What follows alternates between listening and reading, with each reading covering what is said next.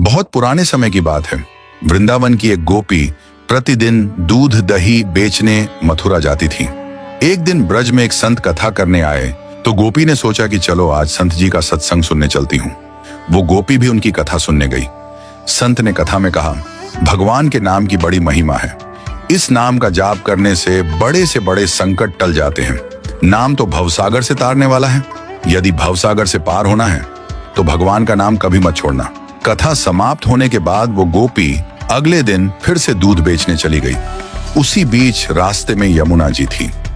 इसको देखकर गोपी को संत की बात याद आ गई कि संत ने कहा था भगवान का नाम तो भवसागर से पार लगाने वाला है। उसने सोचा, जिस भगवान का नाम भवसागर से पार लगा सकता है तो क्या उन्हीं भगवान का नाम मुझे इस साधारण सी नदी को पार नहीं करवा सकता। किसी निस्वार्थ भाव के साथ गोपी भगवान का नाम लेकर यमुना जी की ओर आगे बढ़ गई। अब जैसे ही उसने यमुना जी में पैर रखा तो लगा मानो जमीन पर चल रही है और ऐसे ही वो सारी नदी पार कर गई। दूसरी पार पहुंचकर उसे बहुत ही प्रसन्नता हुई और मन ही मन सोचने लगी कि संत जी ने तो बड़ा अच्छा तरीका बताया पार जाने का। अब रोज रोज नाविक को भी पैसे नहीं देने पड़ेंगे। एक दिन गोपी ने विचार किया कि संत ने मेरा इतना भला किया, मुझे उन्हें खाने पर बुलाना चाहिए। अगले दिन गोपी जब दही बेचने गई तब संत से घर में भोजन करने को कहा। संत तैयार हो गए। अब बीच में फिर यमुना नदी आई। संत नाविक को बुलवाने लगे तो गोपी बोली, बाबा आप नाविक को क्यों बुला रहे हैं? हम ऐसे ही यमुना जी में चलेंगे। संत बोले, गोपी कैसी बात करती हो, यमुना जी को ऐसे ही कैसे पार करेंगे? गोपी बोली, बाबा आपने ही तो कथा में कहा था कि भगवान का नाम लेकर भवसागर को भी पार किया जा सकता है। तो मैंने सोचा जब भवसागर से पार हो सकते हैं तो यमुना जी से पार क्यों नहीं हो सकते। मैं ऐसा ही करने लगी, इसलिए मुझे अब नाव की जरूरत नहीं पड़ती।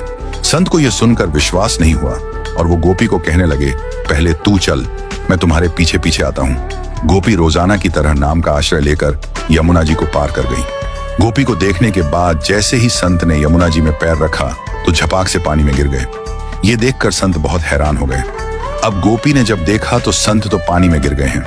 तब गोपी वापस आई और संत का हाथ पकड़कर जब चली तो संत भी गोपी की भांति ही ऐसे चले जैसे जमीन पर चल रहे हों।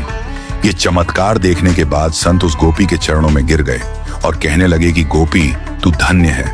वास्तव में तो सही अर्थों में नाम का आश्रय तो तुमने लिया है और मैं जिसने नाम की महिमा बताई तो सही, पर स्वयं नाम का आश्रय नहीं लिया। इसीलिए कहते हैं कि जब भी भगवान से मदद मांगो तो प्रभु पर पूरा भरोसा करो। भगवान जरूर आपकी पुकार सुनेंगे और आपकी मदद के लिए जरूर आएंगे। इस कथा में गोपी को पूरा भरोसा था कि प्रभु के नाम से नदी पार हो जाएगी और इसलिए वह गोपी नदी पार भी कर पाई। लेकिन संत जी को भरोसा था कि भगवान के नाम से नदी पार नहीं होगी, इसलिए संत जी नदी में गिर गए।